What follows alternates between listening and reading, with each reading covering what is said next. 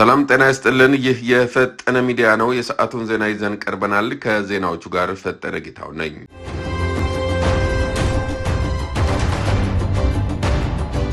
አዲስ አበባ የሚገኘው የአሜሪካ ኤምባሲ ለ14 ታዳጊ አትሌቶች ቪዛ መከልከሉ ተሰማ።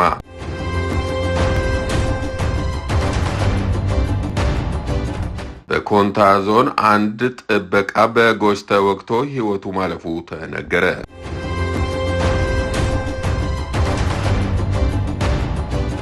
በቡርኪና ፋሶ በፕሬዝዳንት ኢብራሂም ትራኦሬ ላይ የታቀደ የግድያ ሴራ መክሸፉ ተነገረ። የሚሉት የሰዓቱ አርዕስተ ዜናዎቻችን ናቸው። ወደ ዝርዝር ዜናዎች እናመራለን።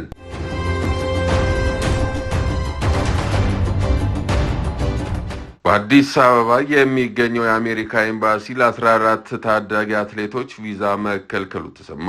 በዚህ ሳምንት መጨረሻ በአሜሪካ ፍሎሪዳ ታላሃይ በሚካሄደው የዓለም ሀገር አቋራጭ ሻምፒዮና ላይ የሚሳተፉ 14 ኢትዮጵያውያን አትሌቶች በአዲስ አበባ በሚገኘው የአሜሪካ ኤምባሲ የቪዛ ክልከላ እንደተደረገባቸው ተሰማ።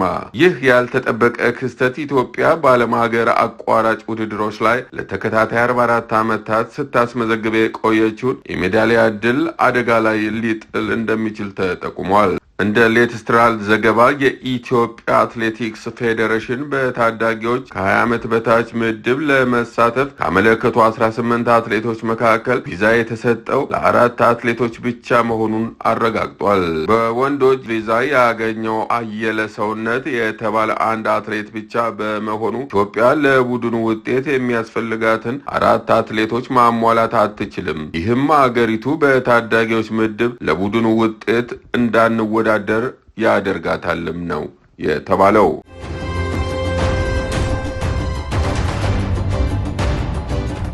በኮንታ ዞን አንድ ጥበቃ በጎሽ ተወግቶ ሕይወቱ ማለፉ ተነገረ።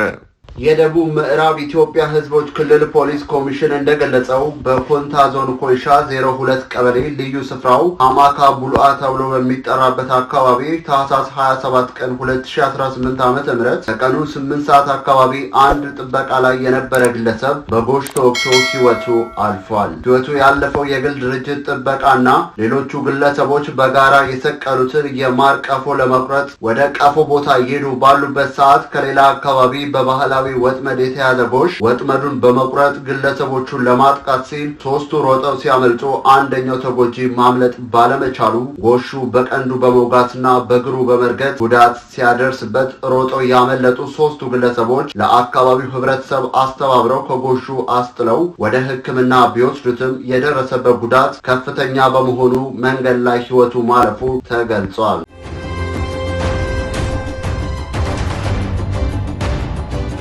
በቡርኪና ፋሶ በፕሬዝዳንት ኢብራሂም ትራኦሬ ላይ የታቀደ የግድያ ሴራ መክሸፉ ተነገረ። የቡርኪና ፋሶ የደህንነት ሚኒስቴር መሐማዱ ሳና እንደገለጹት ሴራው የተቀነባበረው እንደ አውሮፓውያን አቆጣጠር በ2022 ከስልጣን በተወገዱት የቀድሞ የአገሪቱ መሪ ሌተናል ኮሎኔል ፖርሄሪ ዳሚባ ነው። እንደ ሚኒስትሩ ገለጻ ይህ የአገሪቱ የማንነትና ፕሬዝዳንቱ የመገደል እቅድ ገንዘብ ድጋፍ የተደረገለት ከጎረቤት ሀገር ኮት ዲቫር ነው። ይሁን እንጂ እስካሁን ድረስ ኮት ዲቫር መንግስትም ሆነ ከሌተናል ኮሎኔል ዳሚባ የተሰጠ ምንም አይነት ምላሽ የለም። ካፒቴን ኢብራሂም ትራኦሬ ስልጣን ከያዙ በኋላ በተደጋጋሚ የመፈንቅለ መንግስት ሙከራዎች እንደተደረጉባቸው የሚታወቅ ሲሆን የቡርኪና ፋሶ መንግስት ለእነዚህ ሙከራዎች ኮት ዲቫርን ተባባሪ ናት በማለት ተደጋጋሚ ሲከስ ቆይቷል።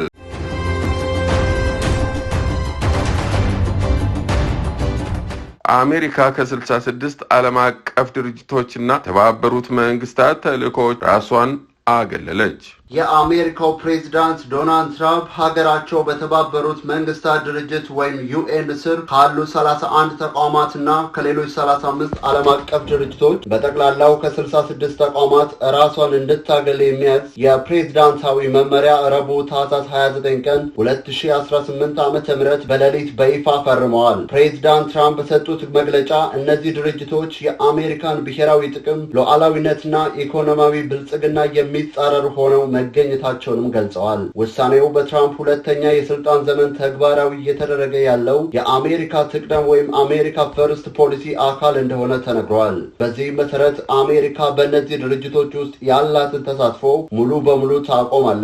እንዲሁም ለድርጅቶቹ የምታደርገውን ማንኛውም አይነት የገንዘብ ድጋፍና ፋይናንስ ትሰርዛለች። ራሷን ያገለለችው ቁልፍ ተቋማት ከዝርዝሩ ውስጥ በዋናነት የሚጠቀሱት ተቋማት የአየር ንብረት ለውጥ መንግስታት ፓናል ወይም IPCC በዓለም የአየር ንብረት ሳይንስ ግንባር ቀደም የሆነው ይህ ተቋም ከአሜሪካ ድጋፍ ተለይቷል። የተባበሩ መንግስታት የህዝብ ቁጥር ፈንድ UNFPA በእናቶችና ህፃናት ጤና ላይ የሚሰራው ድርጅት፣ ዓለም አቀፍ የዲሞክራሲና የምርጫ ድጋፍ ኢንስቲትዩት ወይም ኢንተርናሽናል IDA፣ የተባበሩ መንግስታት የፍልስጤም ስደተኞች መርጃ ድርጅት UNRWA ለፍልስጤማውያን የሚሰጠው ድጋፍ መቋረጡ ተረጋግጧል። የዓለም ጤና ድርጅት ወይም WHO እና ቀጣይ ስጋቶች አሜሪካ ከዓለም ጤና ድርጅት ለመውጣት የጀመረችው ሂደት በመጪው ጥር 22 ቀን 2026 በይፋ ተግባራዊ እንደሚሆን ይጠበቃል። አሜሪካ ለድርጅቶቹ ከምታደርገው ጠቅላላ በጀት ውስጥ 18 በመቶን የምትሸፍን በመሆኗ መውጣቷ እንደ COVID-19 እና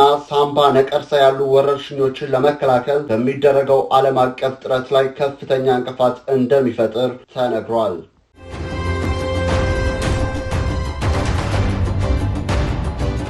ውድ የፈጠነ ሚዲያ ተከታታዮቻችን ለሰዓቱ ያዝናቸው ዜናዎች እነኚህ ነበሩ። በሌላ መረጃዎች እስከምንገናኝ በያላችሁበት ሁሉ ሰላም ቆዩን እያልን ፈጠነ ሚዲያን ሰብስክራይብ ያድርጉ።